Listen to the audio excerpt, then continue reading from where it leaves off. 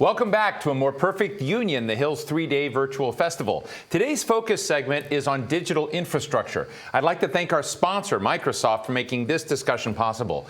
Investing in digital infrastructure is now considered as vital to traditional infrastructure investments like roads and bridges. But are we thinking about the whole picture when we talk about digital infrastructure? Connectivity is important, but are we investing in enough resources in digital skills training? Do we have equitable access to digital devices, which have been such a cornerstone in our increasingly virtual world? This segment will dig into these questions and more. But first, our usual reminder, please tweet us at The Hill Events using the hashtag TheHillAMPU. The Hill AMPU for a more perfect union. We're broadcasting live and we'll take your questions throughout the program. And if you experience any trouble with the live stream, please refresh the page and that should be a quick fix. My first guest of the hour is Representative Peter Welch of Vermont. Congressman Welch is the co-chair of the Rural Broadband Caucus and has been working on issues related to expanding broadband access and closing the homework gap. Representative Welch, it's great to see you again. I mean, you and I talk about every issue under the sun. Today is broadband infrastructure. Let me just start with the news of the day. We just hear the president has decided to appoint Acting Commissioner Jessica Rosenworcel as chairwoman of the FCC and to bring onto the FCC and nominate Gigi Sohn. We know her from public knowledge. She's been a good friend of the Hill and we've talked to. Tell us what you think this does, to the degree that people matter when it comes to policy. Well, it's a big boost. Jessica Rosenworcel is incredibly experienced. She worked in the Senate with Senator Rockefeller. She was on the FTC before, and she's there now. And now, as chair, is going to be able to continue her pioneering work on the homework gap. Early on, she saw the absolute essential nature of the internet and having access to broadband for the educational opportunity of our kids. So she's got a record, she's got a history, she's got a commitment, and she's got a lot of trust. There was a whole group of senators that sent a letter to President Biden, and many of us in the House did as well, urging the president to make this appointment. So we are really excited to have Jessica as our leader and great partner on getting internet throughout this country. She's going to be terrific. Representative Welch, let me ask you this question. We've talked about some of these issues that have become kind of endemic ones that we've sort of looked like, connectivity. If people aren't connected, you really get a tale of two Americas. One where people have access, they're on the, on broadband, they're on the, internet superhighway, and those that are not. And we've been talking for a very long time about making sure we have equity built in to our internet infrastructure.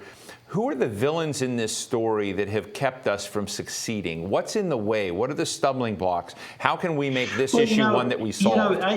Really, when we started, you had broadband providers who basically had a business model where it made sense for them to concentrate in high population areas where the cost per unit was going to be a lot less and the profit per unit was going to be a lot higher.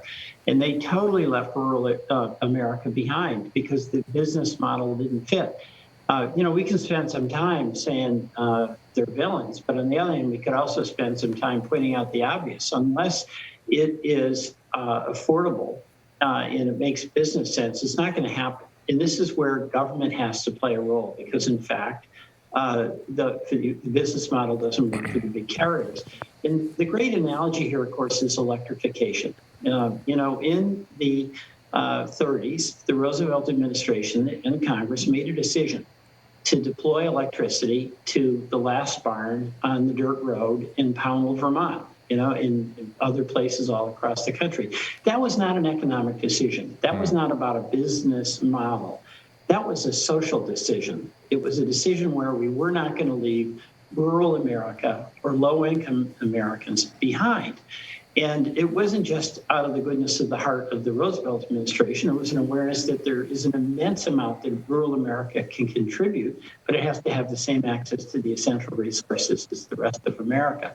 So that, I think, is the place we're at now politically in Congress. There's a recognition that there has to be a significant federal role, particularly with respect to the resources, in order to be able to deploy the infrastructure required to get that last barn on that dirt road in Pownell, Vermont, hooked up to high-speed internet.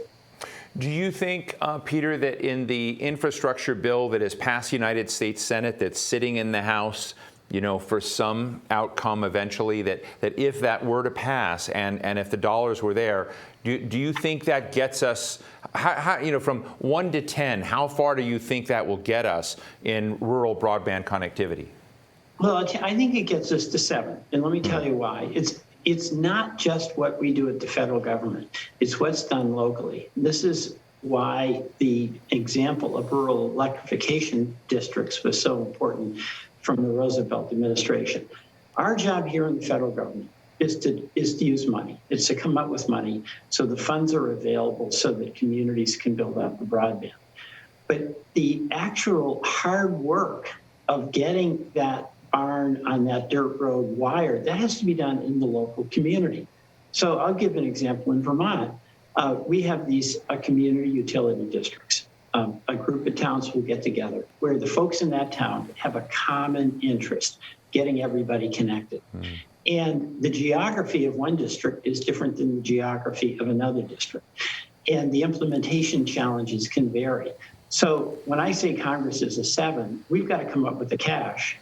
But then the actual work of deployment and getting that wire to that home, to that business, that has to be done locally.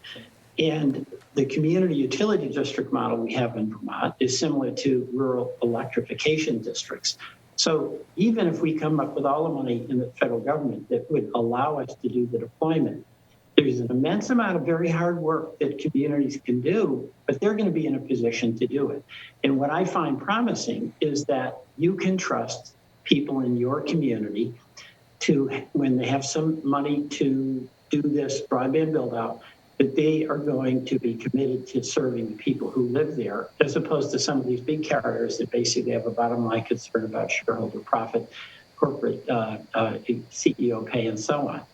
No, I've heard that. We had a discussion actually just a little while ago today with a lot of leading thought leaders in this space that talked about the local game is where it's at, but also looking at churches, community centers, libraries as other parts of the backbone of Right. building out. And I think that's just an important lesson. But let me ask you. Where you think we need to do more, or what we have to think about, because it's not just connectivity; it's also digital nimbleness, digital, Right. experience, digital, skills and whatnot. And I'm just wondering, do you think there are gaps there, or is that something that will largely take care of itself when connectivity is accomplished? I'm glad you asked that. It won't take care of it with connectivity because you can connect it. But if the person who lives in that home can't afford it, it's not going to help them. So that's why the two issues have to be getting hooked up, getting wired, but then there has to be affordability. And much like a telephone, everybody needs one, or has needed one. Now everyone needs internet. So one of the emergency benefits that we had in the Recovery Act was $50 that would go to lower income families to help them pay the bill. And if they can't pay the bill, then even though they have access to a wire home, it's not going to do them any good. And $100 to help them get a device. And if we're going to have the kids have access to the internet, which they need to do homework, to just be in modern society when they're getting out of high school, to be applying for jobs, then it's got to be affordable as well. So the two sides to this coin are the connectivity, and that's the broadband deployment funds, but also the affordability funds for both the monthly bill and also a device to get you started. Let me just ask you finally, Peter, a political question, because you are Chief Deputy Whip of the Democratic Caucus, so you know where all those votes are one way or another. I had lunch last week with the very progressive members of the House. Last night I had dinner with Senator Manchin, in the more moderate wing.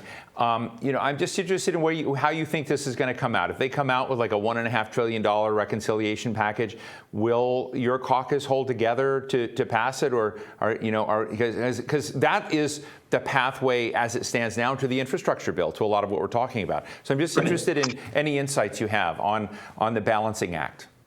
We're gonna stick together and we're gonna pass it. And a lot of us are gonna be disappointed because it doesn't have enough in. Like, for instance, I wanted very aggressive prescription drug price negotiation. Right. Some folks really wanted longer time on the child care tax credit. But the three elements of the legislation that when we started, even at $3.5 trillion, were significant carbon reductions, and there may be 1 billion tons of carbon that are reduced as a result of this, the first time in the history of our country that Congress has taken that action. 2, help for families, child care, pre-K, home care, the child tax credit, the tools that we need to help folks take care of their families and also get back into the labor force. And then access to expanded health care. There'll be maybe less of it than we had hoped, but the elements of what we need are going to be there.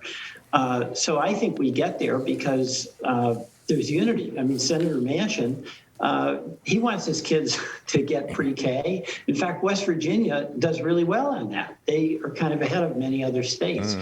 So the price tag is one thing, but the policies and the principles are another. And there's unity across the caucus on the policies and the principles.